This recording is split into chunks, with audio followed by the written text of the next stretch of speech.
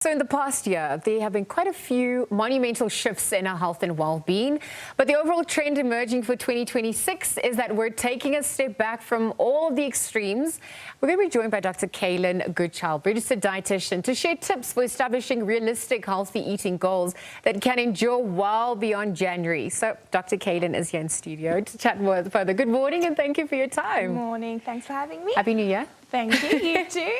Thank you. I mean, I was chatting offline. I was saying how in December there seems to be a mentality of, or a license to just go rogue. You're out of your routine. This shifts things for you, and then come the 1st of January, all of a sudden you have to switch gear and get into that lifestyle. Tell us a little bit more about why that mentality exists. What does it also then mean for this transition when people are trying to be healthier? Yeah, I think where somewhat of a problem is that we restrict so much in other months or weeks. So it's a similar thing that I see with weekend eating. People are super strict Monday to Thursday. Weekend hits, it's like, I'm just going to binge and go wild because I've restricted so much. And I think we maybe have a similar thing entering December and the festive season, which, I mean, by all means, you have to have a bit of fun, let loose a bit. But now you're going extra because you've been so restrictive.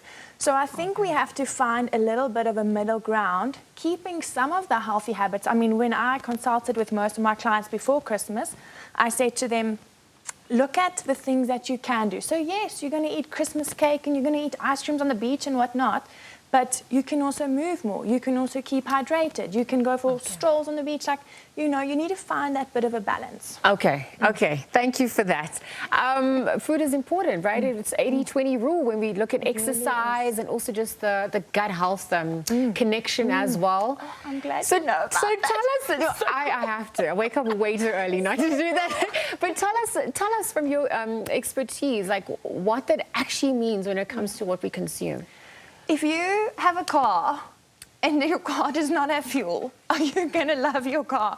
Are you going to get A to B? Are you going to, like, your car is totally useless if there's not fuel in it. And that's literally our fuel. Like, if you are not eating and nourishing, we're not just talking on a macronutrient level, carb, protein, fat. We're talking micronutrients, iron, magnesium, all these little things that nourish every single cell in your body, from like your eyeballs to your toenails. Your body needs nutrition. Wow. It's really, and like you said with the gut health, I think what's so important for people to know is 95% of your serotonin, your happy hormone, is stored in your gut. So your mental health and your gut are really linked, and that comes down to a lot of the food that we eat. I mean, there's other aspects, but nutrition is vital.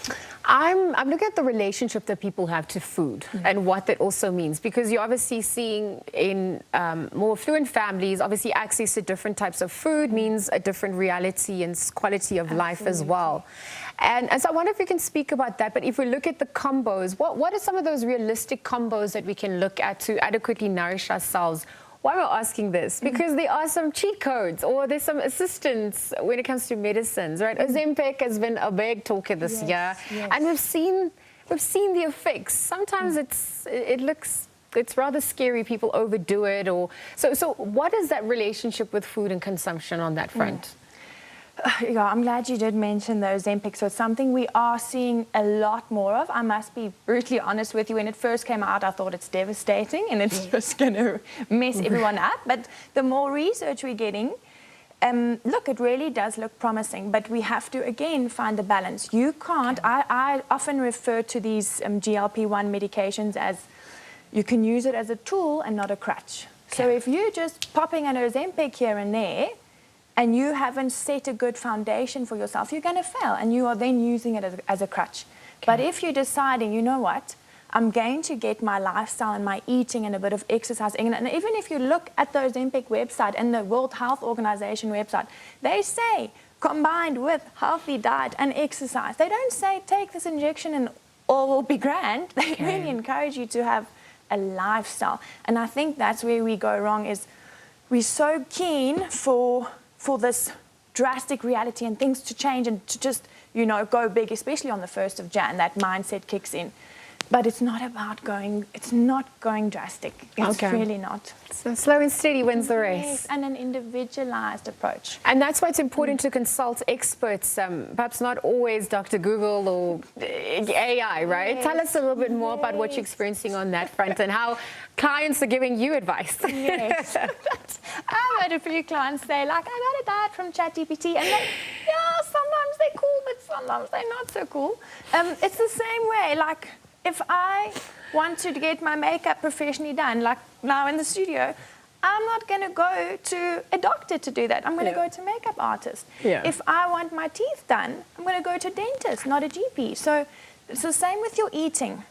If you have a diet issue, whether it's a diet that you have to focus on changing for your diabetes or for weight loss or whatever it is, you need to consult a dietitian because they're going to take in that individualized approach. In the same way you mentioned earlier with financially what you can afford in your eating and that, a dietitian looks at those things. So we look at it culturally, we look at it from a financial point of view, we look at it from a lifestyle point of view. I'm going to give different foods to a family compared to a career woman or something. You know, it's going to look very different, and that's what a dietitian does, is it's individualized. And that's what people...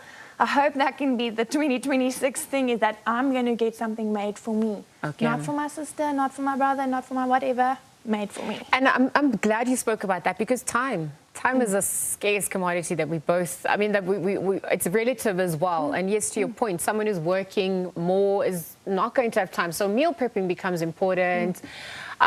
Cooking versus raw foods versus different lifestyles, different types of diets as well. What are those fads? What are you cautioning against? What are you also advocating? What's a healthy rule of thumb?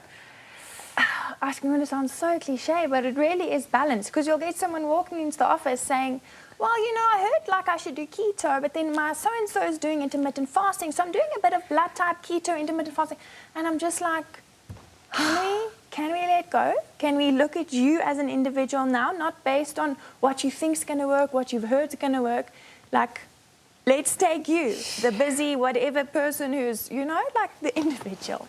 So if I would really just encourage people, if they haven't seen a dietitian, and again, find someone that you're going to click with. It's like when you go to a psychologist, hundreds. You might not click with them, so go and find another one. But you still need that professional help.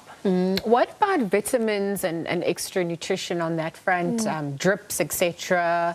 What are you cautioning against on that front? I love your question. A lot of caution on that front. I think we jump to those things a little bit too quickly. Okay. It's a supplement because it supplements your diet. So when I consult with someone, we look at what they are eating. And when I see a gap, like, oh, you're not eating fatty fish twice a week, you need to take an omega-3 supplement. Do you need to take a B, C, D, blah, blah, blah? Probably not. Anything that's in excess, your body is going to urinate out because it's not using it. So now it's expensive urine, you know? So we shouldn't get unnecessary. Oi. Okay. Well, this is why you're here. Let's talk about some of the fads that you've now witnessed and what people should also be looking out for. What do you also want people to walk away with as that message for 2026 and beyond? Yeah, if we look at the fads, I don't know if I'm allowed to call this a fad. I'll probably get into trouble, but... Trends. Yeah, let's call them trends. So keto is still a very big one. Honestly, from what I've seen in my personal experience, it works for a very small handful of people. And if it truly works for you, take it and do the best version of keto. But if you're just doing it because you think it works and now you have to eat all this because it's 80% fat, that's what keto is, 80% of what you eat is fat. It's not for everyone. Some people with a heart condition, you should totally not be doing keto, or you should be doing a very different style of keto. So keto is a big one. Blood type diet is still somehow existing. Please can we move away from that? Why do you say that? It was, if I have my facts correct, it was a physician that came up with this diet, but there's no proof. Not enough. So some of it's just very random.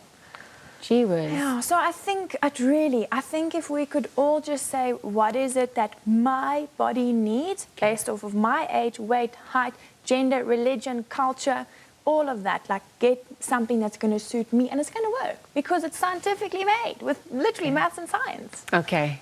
All right, well, we are 4 days into the new year, so let's see what emerges as we continue. Thank you for your time and your expertise as well. Thanks. Some of the do's and don'ts there to stay healthy, balanced, and obviously just maintain that holistic well-being there. We were speaking to certified dietitian Dr. Caylin Goodchild, who gave us health advice, sustainable diet goals, and how they can easily be achieved. So we're going to leave that conversation there.